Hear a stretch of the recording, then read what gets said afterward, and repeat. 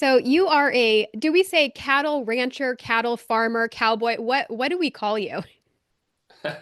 We're cattle ranchers. Cattle That's ranchers. Yeah, and I think in different parts of the country, they're farmers. They want to, they call it a farm, but in California, even they even call some of the farmers that grow like grapes and stuff. They'll call it a ranch. We have this ranch out here, so no, we're cattle ranchers. Okay, and you guys finish, you're not doing just grass-fed, grass-finished. You guys are actually finishing on carrots, which I think is so fascinating. And why do you do that? So we've actually built our ranch around the carrots. We are from Bakersfield, California, which is the home of the baby carrot. So we're 8 and 10 miles from the two biggest carrot producers.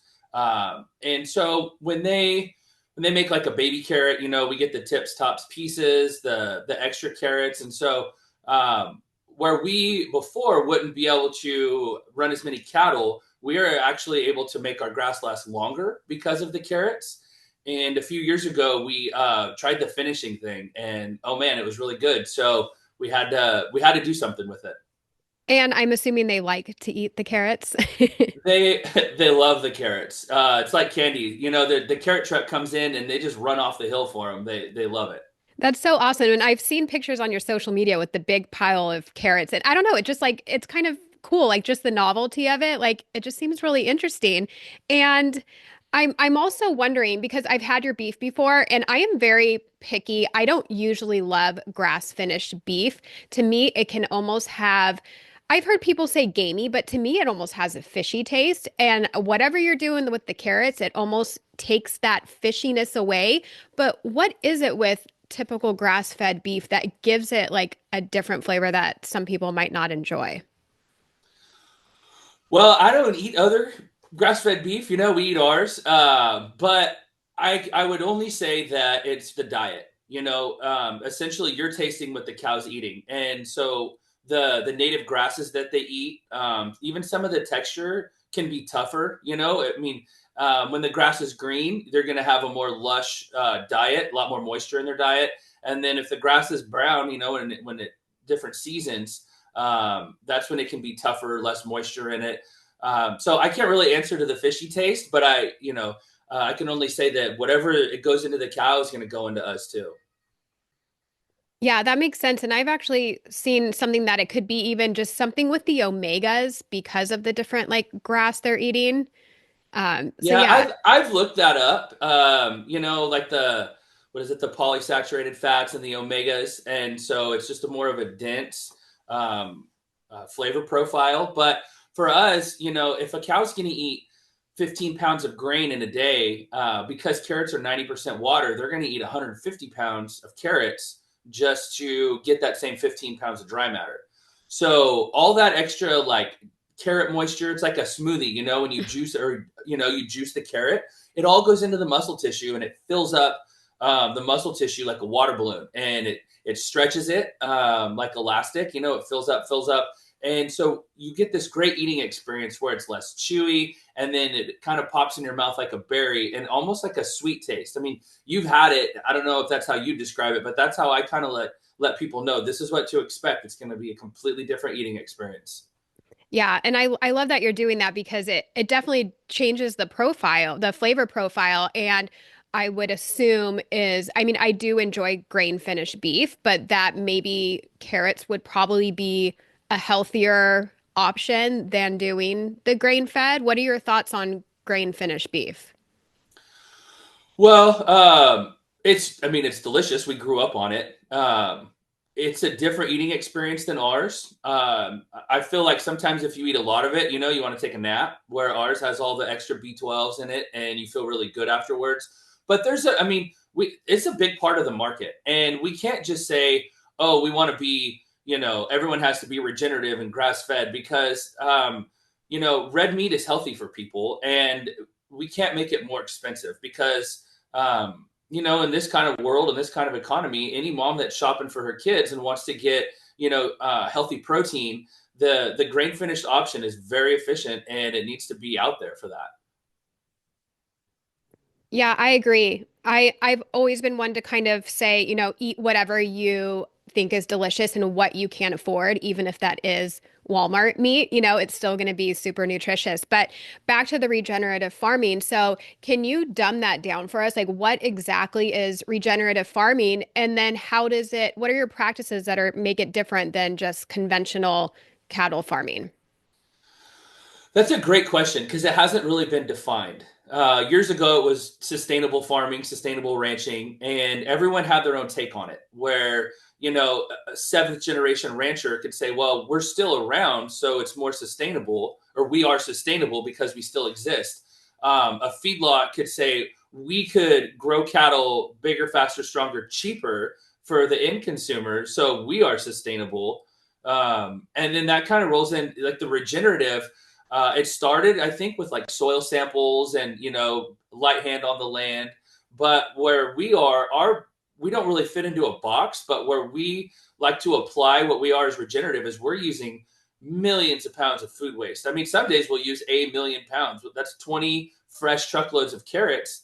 And then we also offer our cattle like a grass alongside of it. So they're either eating native grasses on the hills, or we have a little bit of grass hay that's available. And that grass hay is grown with recycled wastewater from the carrot facility.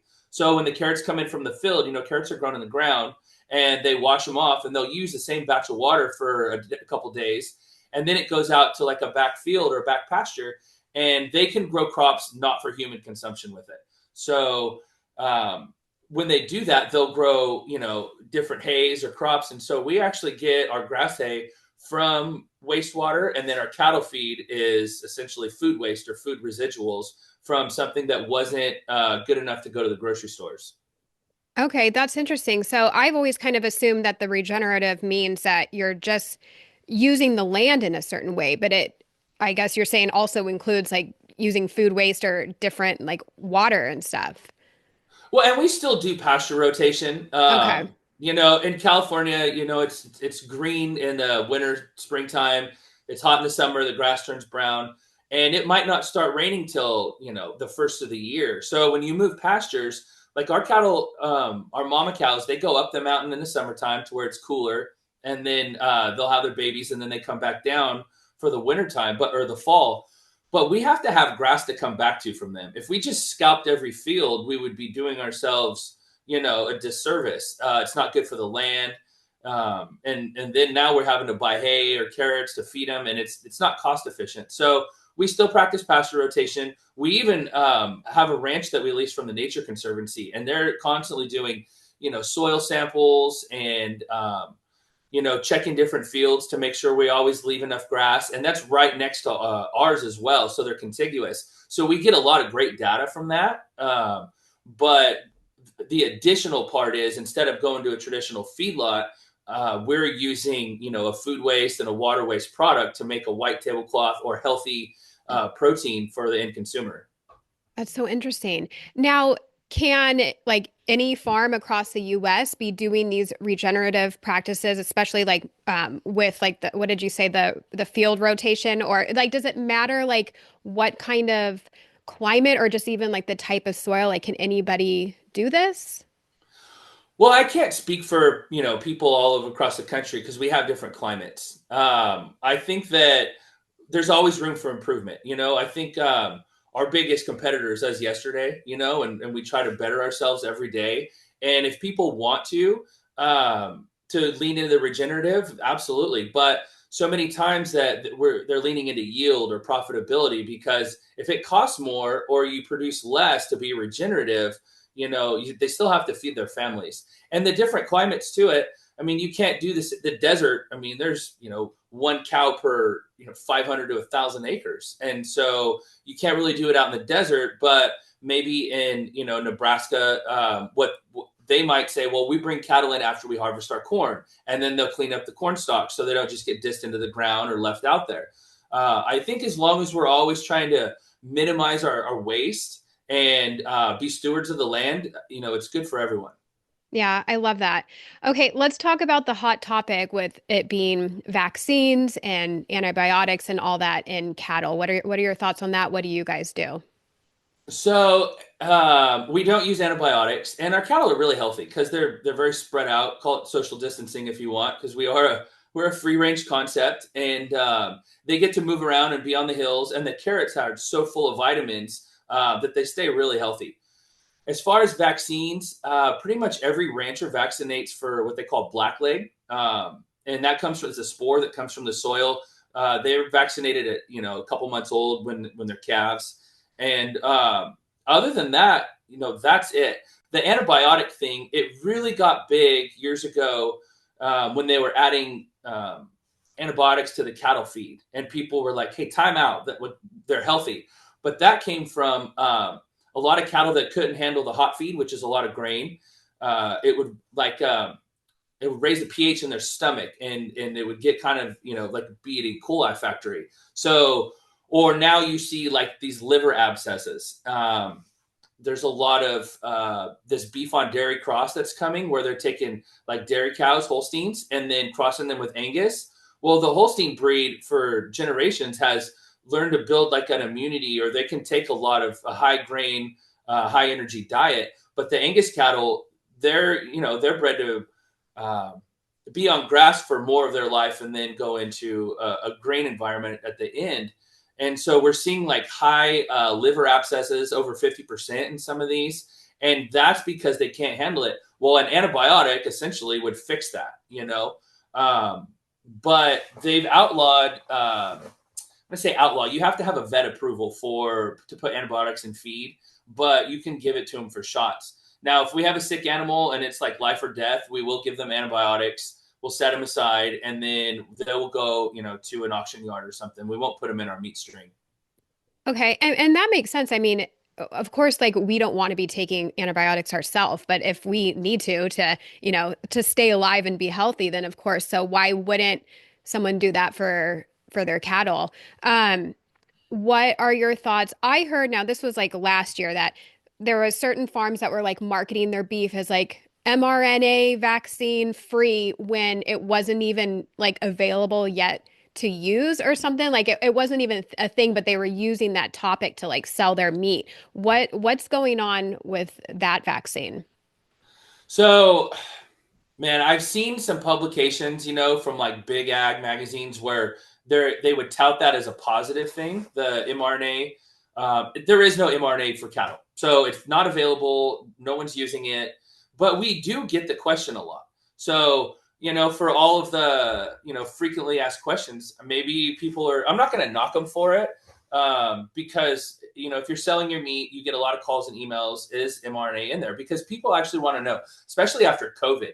When we saw the vaccine, half a dozen boosters get pushed, and then we saw different bottlenecks at the packing houses, and ground beef shortages and everything. I mean, people really kind of woke up to the supply chain of what's going in their body, what's going on with the food supply, and so they're great questions. Now, can some people use that as like a fear mongering to get you to buy beef? Possibly, it can be done, but as far as now, it's not available. It's not out there. I think the closest thing to it, there's like a kind of mRNA for pork, but it's not in beef yet at all. Okay, that's good to know. And yeah, I think it can be a marketing tactic, but also maybe it just needs to be people, they're just saying it to already like answer the question. Like people are so worried it's in there that maybe they're also like, okay, it's mRNA free, but we should also say that it's just not even out there at all right now. All beef is mRNA free. Okay. That's just the bottom line. But yes, you don't have to answer that question. But at the same time, it can allude to, hey, other beef, might have it. Yes. It's a sales tactic, and we try to stay away from it. I think the best thing for disinfection is sunlight. And so we just need to be transparent, tell people what we're doing, and that's what everyone else should be doing too. Yes, yeah. It implies that other people may be doing that. So what does a day in the life look like of a rancher? Because the whole like homesteading thing is very intriguing, like grabbing some land, having some cattle for your family, but I fear that I'm a little too lazy for that. Like it seems like it would be a lot of work. So are you just constantly working 24/7? What's a typical day for you guys? Well, cows have to eat on Christmas too, so that's a thing. And some for some reason broken water lines happen on the weekends when the irrigation stores close, so you always have to buy extra of those. But yeah, it's a constant. The cattle come first. Your animals eat before you do, and so everything has to be checked constantly because the second you turn your back on it, something can happen. You got to make sure all the water systems are good all the time. So and hey, that's fun though. You have to love the lifestyle. You have to, 7 days a week, want to drive the ranch, want to go check your water tanks, your water troughs, and then for us, we're constantly dealing with like carrot inventory. So the carrots come in fresh. I mean, a pen of cattle will eat a load of carrots in a day, a whole semi truckload. So we have to manage, work with the packing houses and make sure the carrots are flowing. If it's going to be like a weekend where they're down or a holiday, we have to load up before on a Friday or have a lot of extra hay for them. And about that, man, when the carrots are slow, we go through a lot more water. So the feeding carrots actually will cut the water usage by more than 50% because there's so much water in them. But as far as the day to day, I mean, some days we're plumbers, some days we're welders. Some days we're going over the books and we're always selling. My sales hat's always on, but we have great employees that are on the ranch, and then I'm on a horse sometimes too. And then when I need more help, my kids will get on a horse with me, or they'll go to sales meetings. And so it's an all hands on deck process, but it's definitely has to be a life that you love. Yeah, it seems like it would be a lot. And last time I talked to somebody that has cattle, I didn't even realize there was this whole like calving situation going on, and how naive of me to even like not even be aware of that. But can you talk to us about calving, when that happens, and then like you're essentially being like a doula, right? Like you're helping these little baby calves be born? Yes, and so luckily for us in California, the weather isn't as extreme. So where a lot of people are, they calve in the spring, which would be like the northern parts, Montana, Northern California, even in the Midwest. That's a really tough job, and any in the calf helping them usually is with the heifers. So a heifer is something that hasn't had a calf before.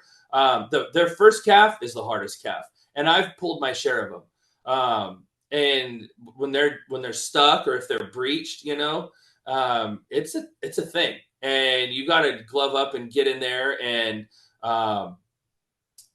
my hats off to all of those guys in like the rough country where a storm will come, cow's stressed, and she wants to have her calf, and they are like putting heat lamps in old horse trailers and saving these calves' lives and out there in the snow and trying to get them from blizzards into a barn. It's a thing, and it's really tough. We're just blessed to be in a great climate where we calve in the fall, and so our biggest hurdle is the heat, but we try to time it to where they're like into September through first of the year, to where the weather's starting to cool off and get mild. But we don't have as much problems as a lot of the other guys do because of our great climate in California. Yeah, we are lucky here with the weather. Yeah, because I follow this ranch in Nebraska, and they're purposely having the babies be born like when there's snow on the ground, because then they don't want it to be like melted snow where it's muddy. And I'm like, oh gosh, I didn't even like think about this whole side of raising cattle. Oh my gosh, yeah, those guys, they've got their work cut out for them, and we do too. I mean, we get wildfires and everything else, but those guys back there, man, they're tough guys. Yeah, so okay, I'm curious about this from like an emotional standpoint, because I get a lot of comments since I eat a carnivore diet. There's no way you would like survive as a wild carnivore hunting your own animals. And probably not. But I think that's what, I'd be the gatherer. I'd be gathering the berries. But how is it to be raising these animals where I would assume, okay, maybe if you only had a couple, you'd have more of a relationship with them. But is it sad to then, have them sent off to be harvested? Like, do you feel this emotional connection? Is it hard to eat them? Like, what are your feelings on that? No, I've been doing it my whole life, and my kids don't even they don't blink at it. They know that chicken comes from chickens and beef comes from cows, and it is what it is. I think it's a life cycle, um, and for me, we've had so many conversations with people who are like autoimmune or celiac, and how our meat actually helps them. We're even grain finished, or histamine sensitive, and so what keeps us going is these people that we help too. That's a big thing. And as long as we're still in the fight, we're going to keep going so we can continue to help people, because healthy meat is medicine, and getting it to them is that's the challenge. And as long as we can keep going for that, that's what keeps me going. And I mean, if I wasn't doing it for a cow, someone else would. And I feel that the life cycle of our cow is longer. A grain finished animal typically might live 20 months max, but they're like in that 16, 18 months they harvest, where we're going to harvest ours at like 24 months. And they're in big rolling hills. They get to eat carrots every day and they love it, So we're giving our animals the absolute best life, maybe more than others. So I feel in the end, we're doing something right. Yeah, and that's a good point about, it's healing people. I think when it comes to vegans, they're more concerned about the life of the animal, and I think we should be like the animals should be treated and properly and have the best life, but we should be prioritizing, I believe, human life over the animal. So their argument is kind of always a little wonky, I feel like, because it's like, well, you should care about the human life and getting proper nutrition and having that animal protein. So yeah, that's a great point that your meat is healing people. Yeah, and especially like you said, like if you have severe autoimmune issues, you might not thrive on grain finished meat, and you're going to want grass finished or carrot finished. Absolutely. Have you been like social media attacked by the vegans yet? Oh, yes. Oh, they're Yes. vicious. That's a pack of wolves, man. You Yeah. want to talk about wild? They will come get you. So I try to steer away from them in that conversation, But yeah, that's some of the most vicious attacks I've ever had have been from the vegans. And you're like, man, I'm trying to do something good here, because I'm still having stacks of emails of people saying, man, your meat saved my kid. He was sick and I couldn't get him to eat anything else. And for us, even people, normal moms that want to feed their kids, can't get them to eat carrots, man, you can give them our ground beef because all the same vitamins in there. Even if you're making a sloppy Joe for them or pasta or anything. I mean, my daughter loves our ground beef. I have a 6-year-old, and you know how picky they can be. And she just absolutely loves it. But now they're spoiled on it because they've had, what we think is the best. But yeah, putting nutritious food out there is a good thing, no matter what anybody else says. Yeah, I agree. And I do have one more question, but before we get to that, let's tell everybody how they can support you, where they can buy your beef, and all that kind of stuff. Hey, thank you for that. Yeah, so you can buy off of our website or social media. Our website is santacarota.com, SANTACAROTA.com. You can find us at Santa Carota Beef on Instagram, and we're on X as well, and Facebook. Awesome. And do you guys ever do like any like farm tours? Like, is there anything like hands-on that you guys do, or you're just strictly growing the meat for us? We've done a few ranch tours in the past. We love them. And those are typically we do for like our distributors and our chefs, and occasionally, if people really want to come check it out, they can. We like I said, we love the transparency and telling our story. They're really hard to organize. It's not like we have like a storefront there. We just kind of start them with the back of the ranch and drive around on a side by side and show it to them. The hard part is people's schedules, and then you got to stop what you're doing and give them the tour. But we don't mind. We're as transparent as we can be, and if somebody really wants to see it, we'd gladly go show them. Okay, because I'm only 3 hours from you guys ish, I think. So I think that would be really cool at some point to like, I don't know, I just want to see the pile of carrots and the cows eating them. Yeah, yeah, yeah, yeah. Come on up. That'd be awesome. Okay, not to put you on the spot, but is there any like interesting story or funny or just anything you can think of in your industry? Because I feel like, a lot of people are watching the show Yellowstone, and they feel like they're kind of connected to this lifestyle. Is there anything interesting you can give us that you want to share? So yeah, we have a few of them. One of them we had like the cartels show up and start growing like pot in greenhouses next to our ranch. No And way. my boys, yeah, this was a few years ago, and my boys, they used to ride their little quads to the barn, and we had to stop that because I didn't want them to be around that, because they would have to drive right by this. So the cartels were on a different side of the fence, but it was close, and we couldn't get like the DEA to do anything. The sheriff, oh, we're underfunded, we don't have the people, and so we're like, dang. And the local police department had their shooting range eminent domain because it was in town and it was kind of grown around them. So we built a shooting range on our side of the fence next to these like greenhouses that are all growing pot in there, and let the cops come out and just bang away, set up a long range for their SWAT team, and after a while the cartel's like, I'm over it, the cops are out here shooting all the time. And Yeah. so they packed up and left, and now we have some great relationships with our local police department. Oh my gosh. So you almost had carrot and marijuana finished cows happening out there. Oh my Yeah, it gosh. might make them hungrier. Yeah, you'd have to order more carrots. Oh my Uh-huh. gosh, that is so wild. So what an interesting life though. So you said you've been doing this your whole life. So is this like, did your family start this before you, or what's your little backstory? So my grandfather came to California at the end of the Dust Bowl. So I think 1940 he came out, um, and they were poor. He lived in a tent till he was like 12, and then his family couldn't feed him, and he had to leave the tent. And he ended up like, he called her the school teacher, but it was a lady that had horses and took some of these like orphan kids in, and he learned about horses and how to shoe horses. And he was shoeing some horses for this guy who had a pack string and a horse ranch. And this old man adopted my grandfather, and they converted this horse ranch into a cattle ranch. And my grandfather was also a fireman, and then my dad was a fireman, and then I was a fireman. Just that way you have a little extra income as you grow this thing. Unlike Yellowstone, we don't have like 8 generations of some giant ranch, so we had to build it on our own.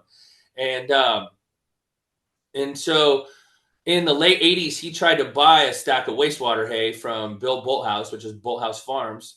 And they said, well, what can you do with these cold carrots also? And so we started feeding carrots, and we ended up growing the hay for them as well.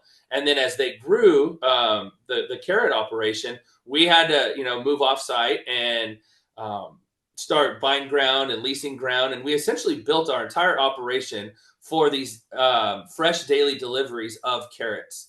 And then about 10 years ago, there was a drought. I'm going to fast forward a little bit. And my dad and I were making bred heifers, which is a pregnant female, because when there wasn't grass for a lot of the other ranchers, they were selling off their herd. Well, we wanted to time the market for when it did rain, that we had available bred stock for them. So, um, but we always had the ones that couldn't get bred, or they'd abort, and they were we would grain them out and sell them onesie twosies to people, or we'd take them to the auction. And so we tried a handful of them, and we ate the first one on my birthday in April of 2017. So we're coming up on 8 years now, and we're like, man, this is good, but oh, what do you do with this? And so we fired up marketing, and luckily I had some great coaching. My mother-in-law, she works for the grapery. She sells grapes for those cotton candy grapes. If you've ever had those. Yeah.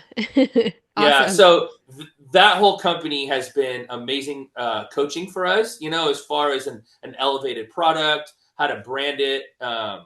And so we went out and we had to find a good ground beef customer, because we see a lot of these ranches that try to vertically integrate, and um, they sell all their steaks, and then they're stuck with a bunch of ground beef, but then they have steak customers and they have to keep harvesting cattle. And you can make anything into ground beef, but you can't make anything into a ribeye. And so we found a great burger customer, and as we kind of grew with them and sold our steaks, we got our brand out there that way. But we've always fed carrots, but it's been to like, older cows to fatten them up, if they were going to go straight to harvest, or like background calves, which would be calves that are weaned, and then we would take them from like 600 pounds to 900 pounds, and then they would go to a feedlot.